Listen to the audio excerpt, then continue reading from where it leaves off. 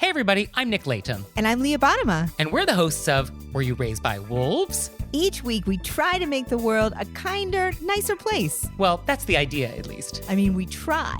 Have you ever wondered what to do if you're ghosted? Or what to do when a friend asks you to borrow money? Or the proper way to eat Cheetos? You know, the big questions. So please find Were You Raised by Wolves wherever you listen.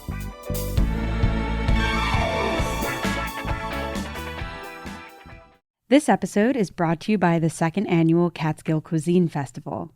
Visit catskill-cuisine.com to learn more and buy tickets. You're listening to Heritage Radio Network.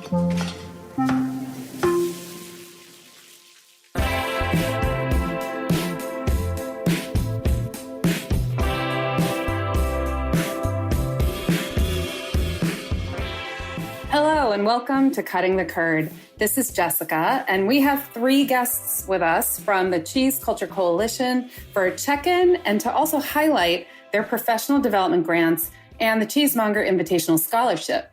The deadline for all of these is May 10th. So the timing of this conversation, if you're listening before then, is perfect, and make sure to check it out and apply. I am so happy to introduce Ajayla Abdullah, Kira James, and Nicole Garrett. Thank you all for joining us on Cutting the Curd. Oh gosh, thank you for having us. Yeah. So Ajayla, you and Kira have both been here before. You were guests back in 2021. And I believe that the organization at that point was still pretty young. And so can you tell us a little bit, either one of you, about Cheese Culture Coalition, how it came about, and let us know about the mission? Yeah. So the Cheese Culture Coalition was started by Whitney Roberts. She was the president and founder. And the goal, the mission of the CCC is to promote equity and inclusion within the cheese industry by empowering BIPOC communities, which is Black, Indigenous, and people of color, through education. And the past 4 years, we have just been, good grief, sticking to that goal and working as hard as we can to make sure that we're staying true to Whitney's vision. And Kira, what is some of the work that you have done with Cheese Culture Coalition over that time? Hi, thank you. So my focus mainly is on the educational components to our organization. So the arm in which we're working on growing the equity inclusion of information and education through access and actual engaging with the community. So mostly with young people is our focus.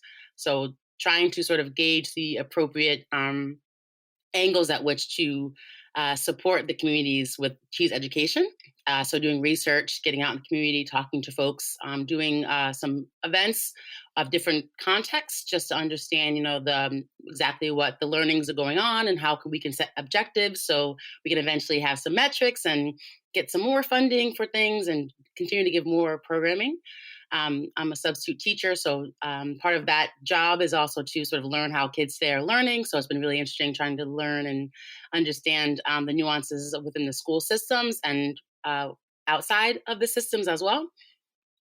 And then also just really supporting our grant programming. So really understanding the best ways to create our funding, getting those fundraising efforts in place, and then the consistency of execution is the big thing. We're just a few of us doing this work on our free time, and it's really the work that we love doing the most. So it's just a matter of how it can all play out and best support our industry and our communities. For sure. And Ajayla, I want to mention that you are now the president of the board, right? Yes. Yeah. Yes.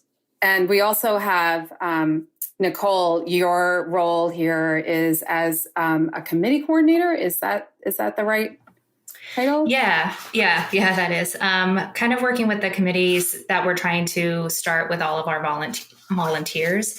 So it kind of started just with me working as like a volunteer coordinator. And then we kind of looked at like, we need to get committees in. So just a group of volunteers that can assist all of the members of the board, whether it be in education or social media, or if somebody's interested in like learning the financial side of a nonprofit. So volunteer work mainly.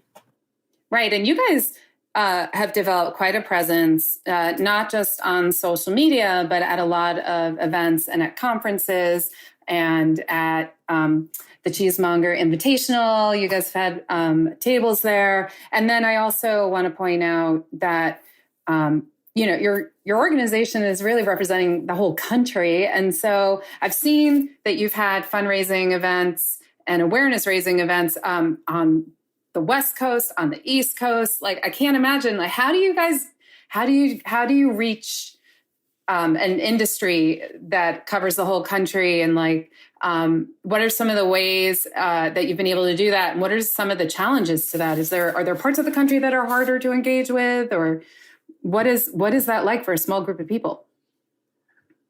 I'll go ahead and answer. One of the great things about the CCC is right now our board is literally coast to coast. So our treasurer and our brand new social media director are out in California. Kira's on the East Coast. I'm in Chicago. We've got Nicole down south. We have like a good spread right now. And when an event comes up, it's okay. Does someone have the ability to do this, and who makes the most sense to do it? So, for example, we have an upcoming event that's going to be in New York, and since Kira is on the East Coast, it makes 100% sense for her to go and do this event. But when it comes to something bigger, like say CMI, where we're going to have a table this year, or the ACS conference, it's kind of like, okay, who's got the time? How do we do a lot of MacGyver moves on like, okay, well, I have, a credit for this many miles on a flight, and I have this, and we kind of just cobble things together financially. Since we are a nonprofit, we want to make sure that we are spending our finances wisely. So, the event that we had out in California, I was the lucky one who was able to get the time off at the right time, and I was like, it's me. Okay, let's do it. We're fortunate to have people in multiple areas around the country, especially Kira, I think, has taken a bulk of it this year with events in New York. Yeah. Go ahead, Kira. I'd love to hear it. No worries. Thank you. I was going to just piggyback off that and just say even further gratitude, apart from having our diverse location of a board, but diverse location of support. So a lot of our events, you kind of were asking about sort of the ebbs and flows of getting the support and creating the events. And I just want to sort of add to the fact that a lot of what we create and what we're able to execute is totally up to those who reach out to us, and in partnerships that we feel both parties are set on the same path towards our mission. So, when we have the opportunities that Jayla mentioned, it's oftentimes folks reaching out to us, just looking for those ways to help, and or us talking to our communities of people with that objective, and then them offering their willingness to help us. So just wanted to call that attention to our national support as well. Yeah, absolutely. I actually want to make sure before the end of this conversation, we talk about how can people reach out to you for other, people who are interested in working with you to create an event in support of Cheese Culture Coalition and your mission. So we'll make sure that we do that. But it is interesting. I mean, aside from being such a large country, I do want to point out that in that 2022 article for Vogue, that Kira, I think that was with you, right? It was talking about how this is a $72 billion industry, at least at that time. It was a $72 billion industry. That's the dairy product manufacturing industry. And that in this article, it stated that only 5.2% of the people who make up that dairy product manufacturing industry are Black. And I read that and I was like, wow, okay, like $72 billion industry. So, so what are some of the things that you feel are important to for people to understand that the Cheese Culture Coalition is some of the information that you can convey to people who may not be aware of why the Cheese Culture Coalition would even exist? Well, thank you for bringing that article in. They had some really excellent pointed data in there. And so I would just start with, sort of looking at the folks before you. So our board members and our stories. I can only, speak for myself. So beginning at the really simplicity of it, without access or engagement or invitation, I wouldn't be in the industry after 12 years. And seeing the numbers, as you mentioned, both within the industry of its potential economic power, as well as the economic growth and the fastest growing demographics being people who look like me, wanting those networks to really work together, because I feel as though my story was really empowered by just knowledge of food, just a connection to cheese, and then just an invitation into the rooms. And so I think through the work that we're doing, as simple as sometimes we think it is, or people may think it's even, even simpler as to not even necessary, but sometimes just putting something in front of, someone and telling them a story about it as they're eating it in a personal way is enough for them to remember it. Sure was for me. And there's lots of data around children and having to try things more than once and the better ways for them to engage. There's also lots of data around people's disconnection to food and farming. We have no more home ec in schools. People aren't going outside as much. So with just that reason and the fact that 96% of human beings enjoy cheese, we have this natural kind of starting point. And then from there, for us, we really think of it as endless right now until we kind of learn more about our community. So we see a lot in BIPOC communities of urban agriculture or just a desire to want to learn more about farming and agriculture, because what if one day you have to make your own food? So kind of building off that and really showing people the power of knowledge and equity. And the number you just mentioned, when people hear that, that's opportunity for them to get a piece of the pie. That's opportunity for increased diversity, because we know that businesses do 60% better when they're diverse. So I feel like I'm kind of rambling now, but I hope sort of just focus on the fact that it was just our passions and how we got here and wanting to do that and share that with more people who look like us, I think is what we feel the future success holds. For sure. Does anyone else want to answer that question too, or have a story they want to share? Yeah, I'm going to just back up what Kira said. At this stage in my cheese career, like I've been a cheese buyer, I've been a manager, I've done sales, I've done marketing. And at this stage in my career, my biggest goal is to open the door as wide as I can for other members of the global majority. And the CCC, one of the things is gives me that opportunity to do that in a really in a concrete, in like a definitive way of, by me spending some of my time doing this thing, I can see a result.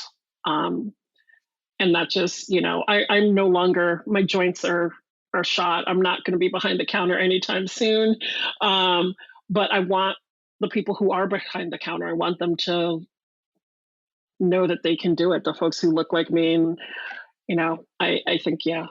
Sorry, I'm babbling. Also, I'm trying not to get emotional about it because I get really like this is.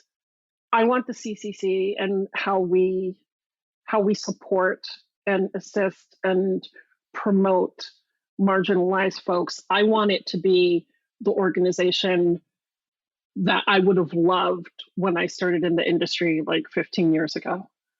Like, I want to see more people who look like me. I want to see more people who have been overlooked, who have been, not featured in, not just like, publications or anything, but not featured. You go to a distributor show. Who are you seeing at the shows? Who are you seeing? And the CCC is really giving us the opportunity to, with our volunteers and with people who support us, to help change the industry as a whole, which I love that. Yeah. And I thank you for getting a little vulnerable with us, because I think that's where the stories, it's where people need to hear, aside from reading the mission and maybe reading the description, is to really to hear the words that you've been giving us. And,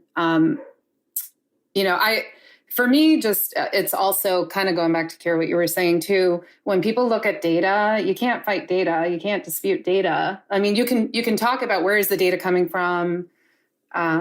Maybe you can even talk about, well, who's buying, or paying for that data to be collected, or, you can keep going down further and further and further. But for the most part, like, numbers really tell a story. And I think also, just as you were talking about, like, our food systems and farmers, and we have a shortage of farmers in this country. They keep getting older. And then you look at also the history of BIPOC farmers in this country, access to markets and entryways, access to funding and participation in programs. And you see that what you guys are doing with the Cheese Culture Coalition can open up conversation about the whole food system. So I appreciate that a lot. And I do want to talk also, Nicole Garrett, what brought you to Cheese Culture Coalition? And can you tell us, start telling us a bit about what these grants and the scholarship are that you are offering? So I met Whitney when we were both taking our CCP exam through Whole Foods, and her and I just hit it off really well. I moved to Texas in 2020, and her and I kind of reconnected, and she kind of reached out and was just like, I want to start a nonprofit. I want to start working with getting, the BIPOC community into the cheese industry and really work on like educating people within the cheese industry. And I was like, I'm in. What do you need from me? I'll do whatever I can to help. And that's kind of just how I came to be a part of the CCC. And I'm going to probably let Ajayla chat a little bit more about some of our grants. I did some of the writing for it, but I think that Ajayla and Kira are just far more well-spoken than I am. Sure. So do one of you want to start us off with talking about the grants and the scholarship? Sure. I'll go ahead, Kara, if you want to pop in at any time. So right now we have so much happening right now. 2024 is like, things are just blowing up for the CCC, and we are able to offer financial support in a way that we haven't been able to do over the past couple of years that we've been leading up to. Mm-hmm. So I'll kind of go in. I'll just pick it up. So this is our first year doing a CMI scholarship. We partnered with the Barnyard Collective and did a raclette event that brought in money for the scholarship.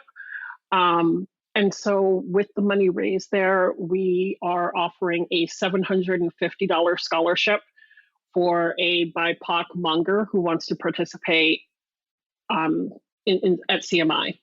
So that can be used for anything relating to CMI. So it can be used gas, food, travel, the entry fee. It can be, actually, I think it's free. Anyway, it can be used for anything for CMI. One of the things that talking to past participants has been, the sponsored cheese maker will send you cheese, but if you don't work for a large enough company, a lot of the other expenses the cheesemongers are taking on their own. So, this helps give them, a little bit of freedom to say, oh, I really wanted to try this kind of pairing for my perfect bite, or this beverage concoction, but money has been a situation, and now that kind of relieves some of that pressure. So we have the CMI scholarship, which all of our grants and scholarships, all of the due dates are May 10th. That's just how it happened this year. So there's the CMI scholarship. Then we have 2 different grants. The first one is our micro grant. We started this last year. It offers the recipients, we're offering 2 of them. So recipients up to $250. And this is meant to be a fill-in grant. So if you're going to a day's event and maybe you don't have any PTO, or you need help with gas money, or you're taking a train or whatever, this is supposed to be like that little bit. Sometimes you're like, I'm so close to being able to do this thing. You just need that little boost. Mm-hmm. And that's what these micro grants are. They're that little boost that hopefully puts you over the edge so that you're able to go forward with something that's career enhancing. And then our biggest grant, which this is our first year doing it. Last year we were like, this is our goal. We're going to do it. And this year we are doing it. We are offering 2 grants. This is the professional development grant of up to $1,500. Wow. I'm so excited. We're all excited, but last year we were like, this is what we want to do this. We're going to do it in 24.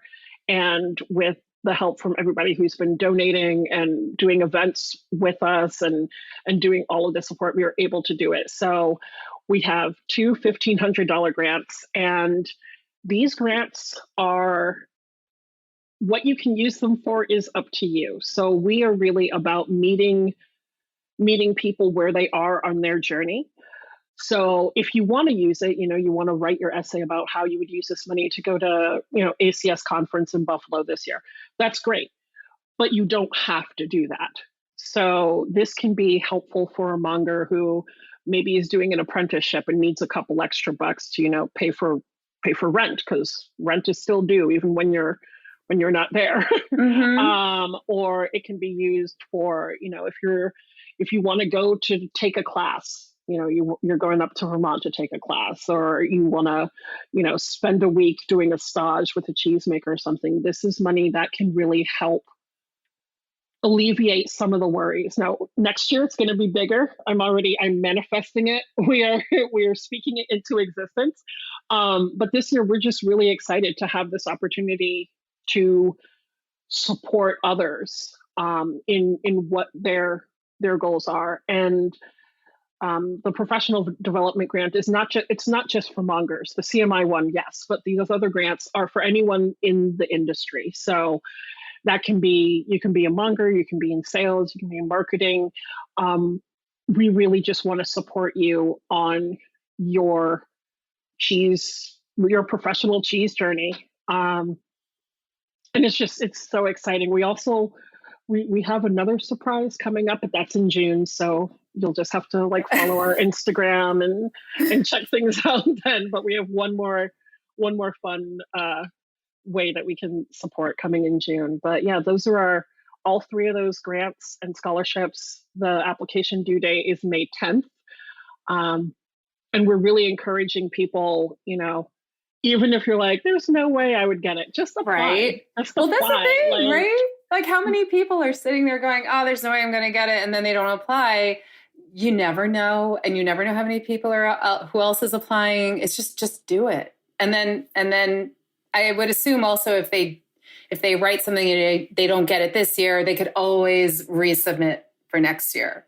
Yes, absolutely. Yeah. Absolutely. The hope is that, while we're not going to say, you didn't, the hope is to give constructive feedback if asked. Right. So, right. Yeah. And what is the application process like for these? So the scholarship one, the CMI scholarship is literally you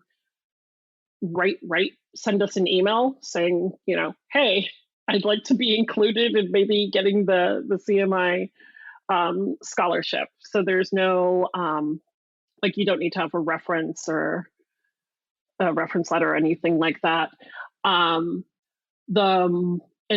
Nicole, please correct me if I'm speaking out of turn here. We actually, they're all, you can apply for all of them online on our website, and there's just application forms for all three. So you can pick which one that you would like to apply for. And they're all pretty similar as far as the questions that we're asking within there. Just to go back to what Ajayla was saying, for the $1,500 standard one, it gets a little bit more in depth, and we are asking for an essay and also a letter of recommendation. So those would be the only things I would change on that.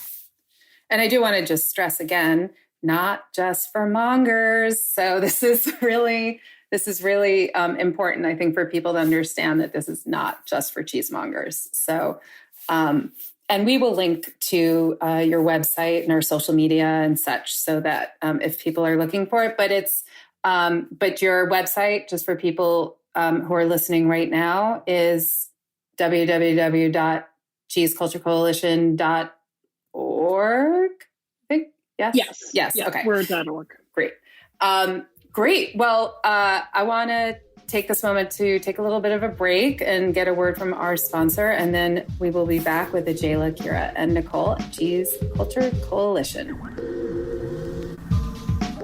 Gather your friends and family at the second annual Catskill Cuisine Festival, presented by the Sullivan Catskills Visitors Association, Bethel Woods Center for the Arts, and Resorts World Catskills.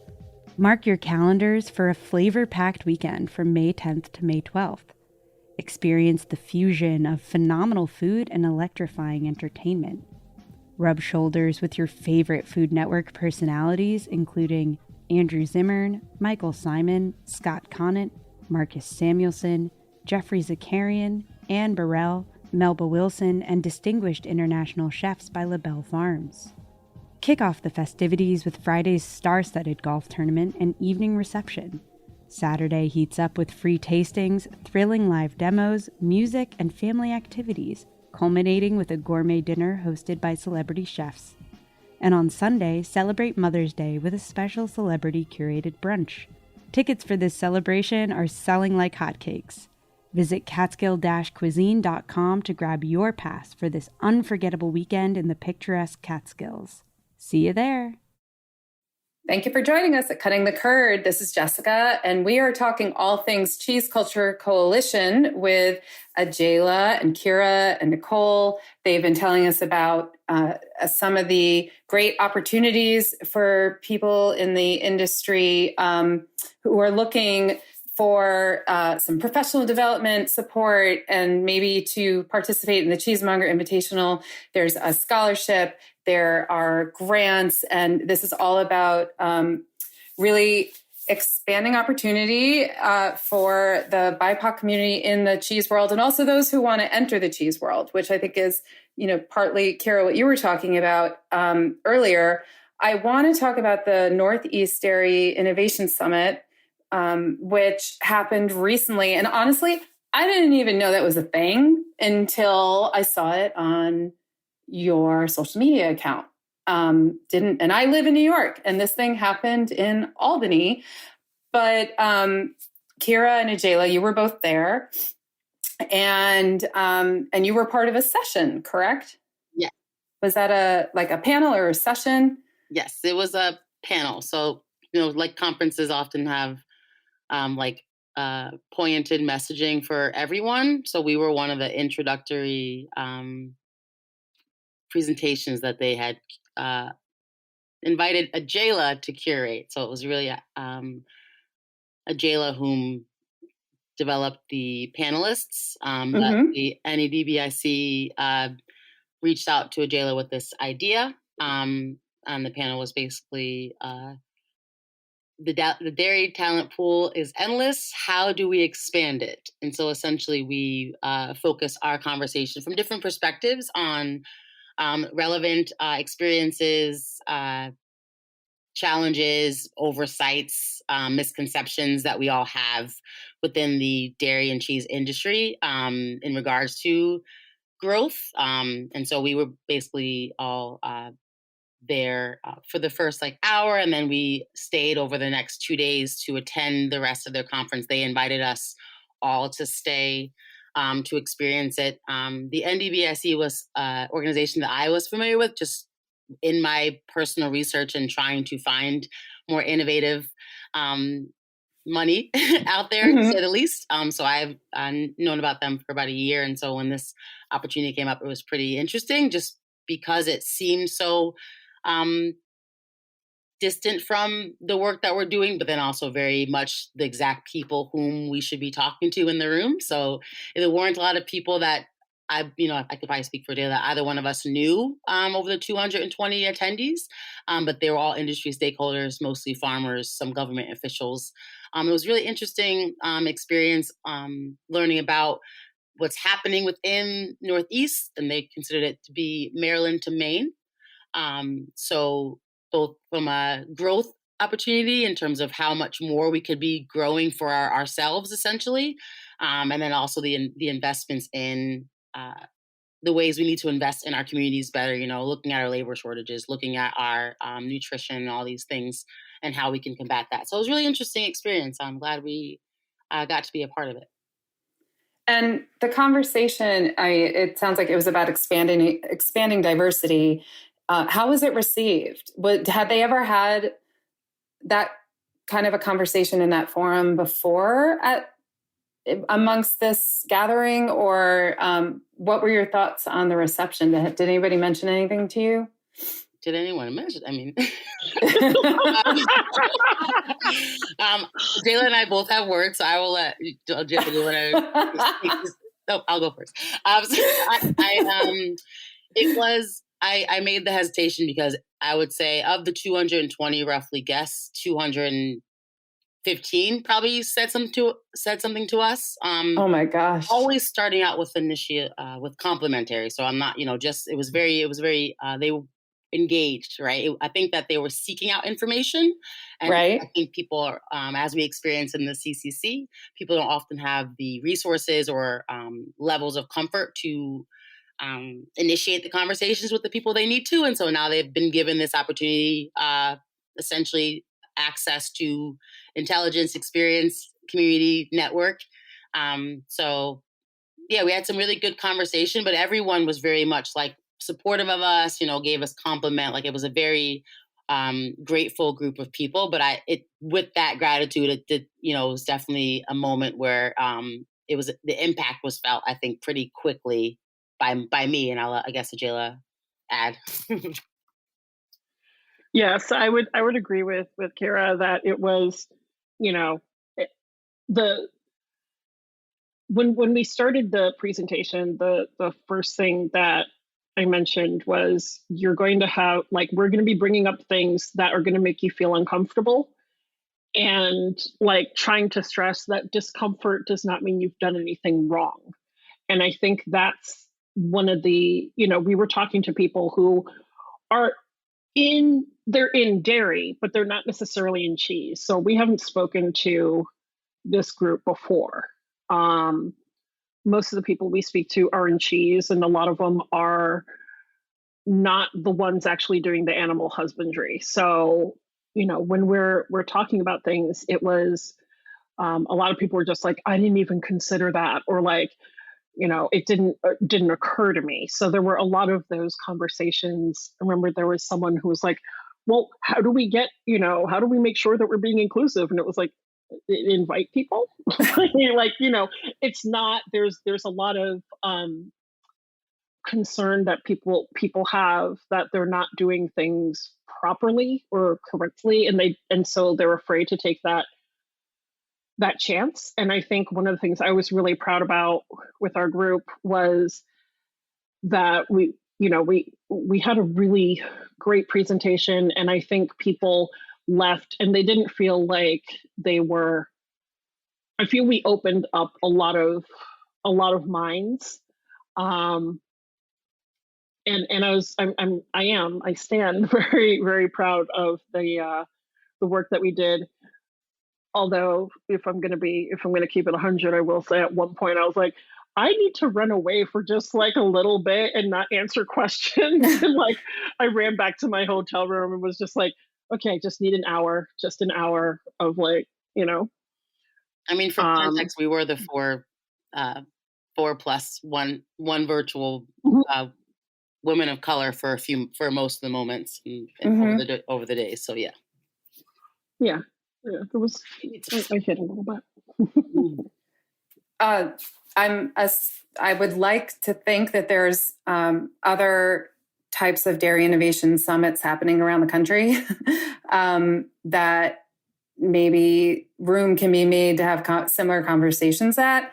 Where does the Cheese Culture Coalition go from here, given that you have a few years under your belt where you're not just, having tables within the cheese, almost like preaching to the choir, where you're engaging with people who come to the cheese industry events. Now you've started your fundraising. Now you're engaging with patrons at well-known restaurants and cheese shops around the country.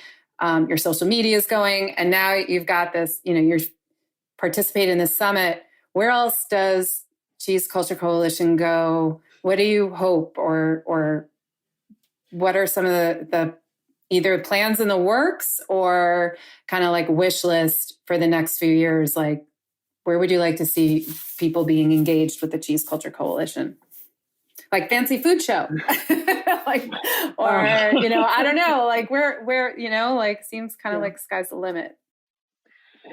It is. And I think I'm on the one hand, I'm like, I'm like, if I say it, we will work. I know we can do it. I think one of the things that has made us successful or has kept us going in the right trajectory is that we are willing to and excited to meet people where they express that they have a need. So, while fancy food would be insanity, and I there's not enough coffee in the or sleepy time tea to get me through that. I think, one of the things we're really excited about is, so a couple of weeks ago, I went to Pomona for I'm going to say it wrong, but I'm going to do my best, the Los Angeles International Dairy Contest. I'm going to say that, and then someone from there is going to be like, that isn't what it's called. Just but I went up there, and it was my first time doing judging cheese. And, we've already spoken to them about, they reached out to us because they reached out to me because of the CCC. And I think seeing us in a bunch of different spaces also opens doors for other people to enter those spaces. So, I think that, I don't know, I'm trying to I'm fanning myself with my hands, trying not to be like, girl, don't get all flustered about it. I think I see us and the CCC going as far as we can. I mean, eventually I would like it if the CCC were able to, right now, everybody on our board and all volunteers are volunteers. So I would like it if we could get to a stage where we could actually pay people for their labors, especially volunteers and especially people who are working with us and who share their intellectual property with us, coming up with classes and glossaries and things like that. I want us to be in a place where we can do that. I'm very appreciative. And I think, I speak for everyone. We're incredibly appreciative and grateful for the people who volunteer and do this out of their passion, their desire to see change as well. I'd like us to get to a place where we can, even though it's not going to be, it probably won't be big bucks because we are still nonprofit, but where we can offer people financial compensation, as well as a lot of the people who are volunteering with us and doing that kind of work are, we have a lot of grassroots. if we were campaigning, we have a lot of grassroots support. Right. People who really could use, that. So I hope we get to a place where we are able to not just fund the future of the industry, but fund the people who are helping us get there as well. Yeah, and let's can we talk a little bit about the volunteers and volunteering opportunities, because so much of what you've achieved, as you've mentioned, has been because of the hard work of volunteers. So what are some of the opportunities if people wanted to get engaged? What are some of the ways people could volunteer with you guys? I can jump in here for just a quick second. One of the ways that we're looking for volunteers right now is to help us at ACS. We're looking for some volunteers to kind of help us with our booth, and also for some volunteers to help us with an event that we hope to have. So that's one way. And then we're always looking for volunteers to help with all of our different kind of areas of the board that we offer. So I know Kira is always looking for help with her education curriculum stuff, and I can let her chat a little bit more about that. We do have social media. So if you're, very into social media, you want to learn more about it, we're looking for volunteers to help with that. I'm also looking for volunteers to help with the volunteer area. So to kind of help, with newsletters, volunteer updates, kind of stuff like that. And then if there's anything else that I'm missing, you guys please jump in at any time. But I will also say that you can apply or just reach out to us about volunteering. There is a link on our website as well. So. Cool. Is there anything else on the volunteer tip? Because I also was wondering do you have any current positions open right now, or it sounds like you're staffed up? So we will be doing some call to actions. I think we already are in the works of doing our volunteer call out for ACS.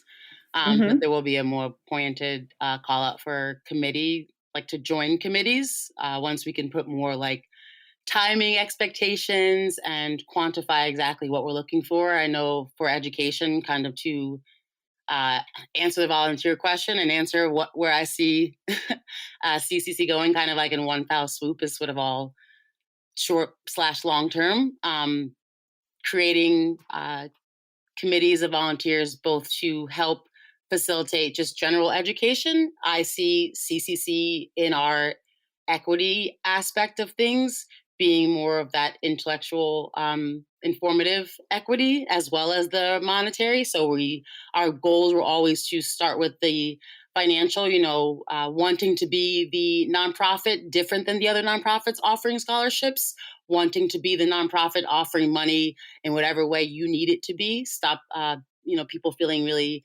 inadequate or feeling rejected from the consistent rejections of what's available. So we really wanted to get the scholarships off the ground.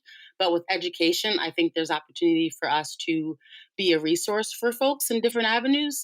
So I can see with our upcoming committee requests, having folks on board to help create some evergreen materials. So actual like documents that we can, and resources from the pointed perspective of BIPOC individuals and how we learn and our connection to this food group. And then also the educational volunteers to create actual just like long-term pieces. So having a resource online, creating some maps or tours, getting some virtual educational pieces developed by the folks in our community. So definitely wanting to be more of a resource for folks. Again, if you're curious about the industry, where would be the first place you'd go? For me, I would love to be that. And I hadn't heard her say this before, but I wrote it down, Ajayla's perspective about wanting to have something like this when she started. And so now I have that in my head. And so, in terms of volunteers, we'll have like a bigger call out for people to be consistent with us. And then, hey, send us what you feel and what you think people want to learn about, and we will fit it into our educational content. So, yeah. Yeah, Jayla, I keep hearing in my head when you said, when you were talking about opening the door as wide as you can. And I mean, there are a few things that all of you said that I'm like writing notes. So if anybody's hearing like scratching in the background, that's my pen on paper, like right by my backup recording on my phone. So, but is there anything else that you guys want to say in closing? Or again, if you want to just, one last pitch to encourage people to apply for the grants and the Cheesemonger Invitational Scholarship, which, by the way, also that is a nice chunk of change because New York is expensive. So I think, so it's these are really great amounts, and that's great job to you guys. Great job to all the people who have come out in support of CCC and at your events and all the fundraising, because I know that that's a lot of work to put on an event. So I think the amounts that you're able to offer is a real testament to that. But is there anything in closing that you guys want to say to Cutting the Crud listeners about your the grants and the scholarship, or about getting involved? I'm gonna say one thing about CMI. And in the past, I've gone.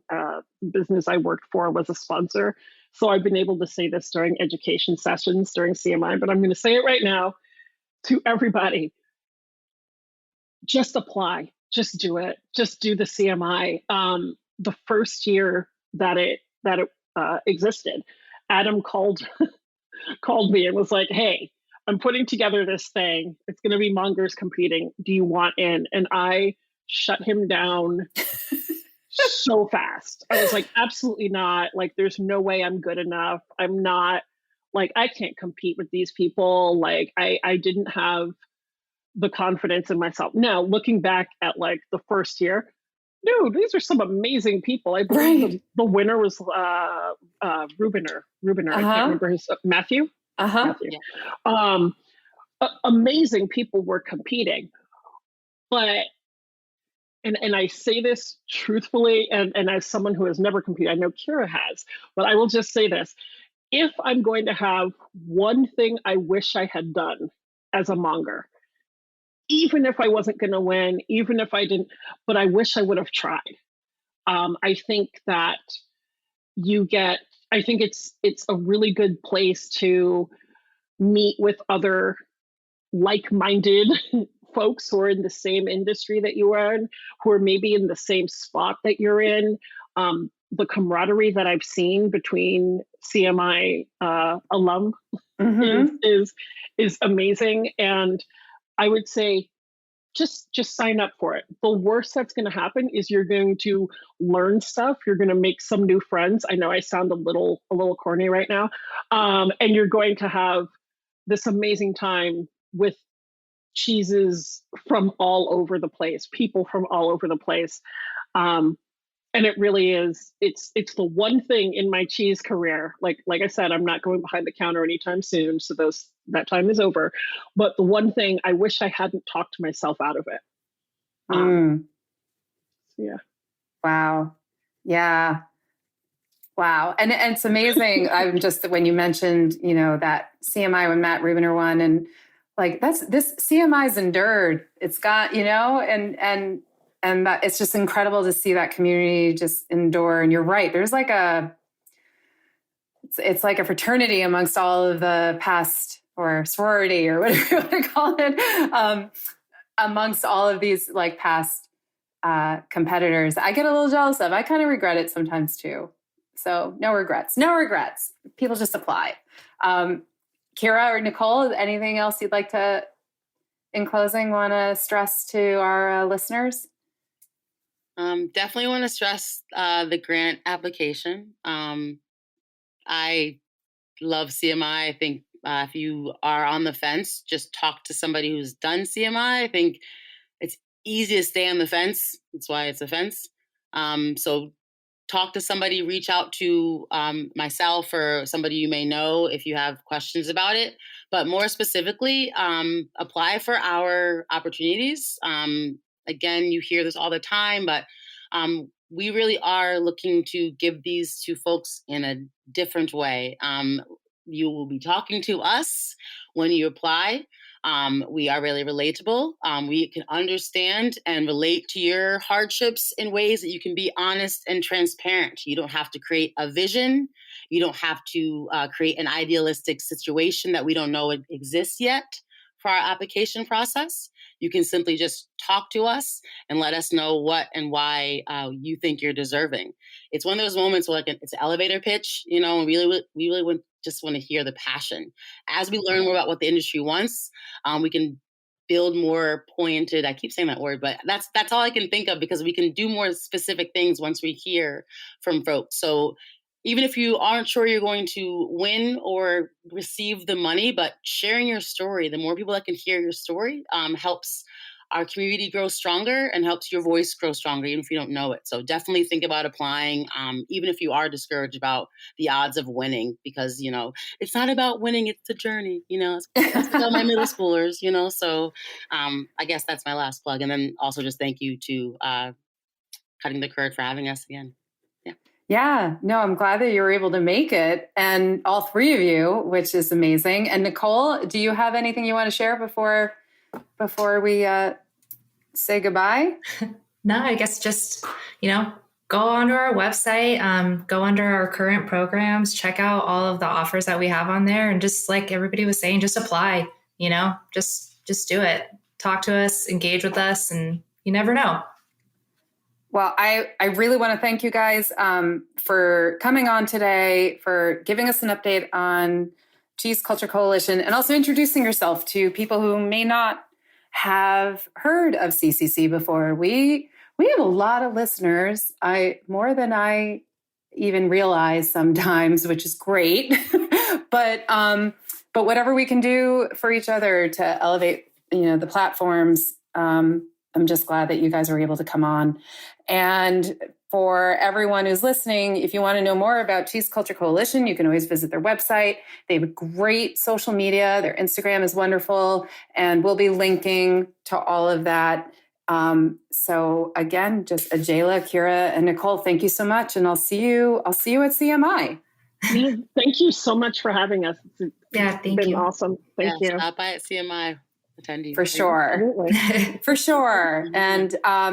And everyone listening, thanks for listening to Cutting the Curd. You can always find us at heritageradionetwork.org. You can follow us on Instagram at Cutting the Curd.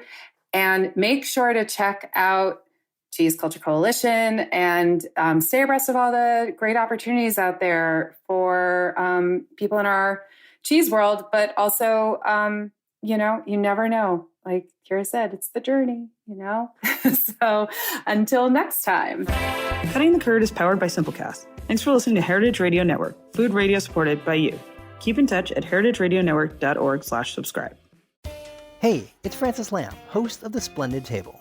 Every week on our show, we talk about food and cooking and the meanings of food and cooking.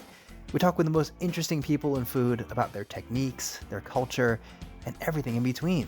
Whether it's about how fried chicken took over the world or how Instagram changes the way people are actually eating. It's a food show where everyone is welcome. Come join us.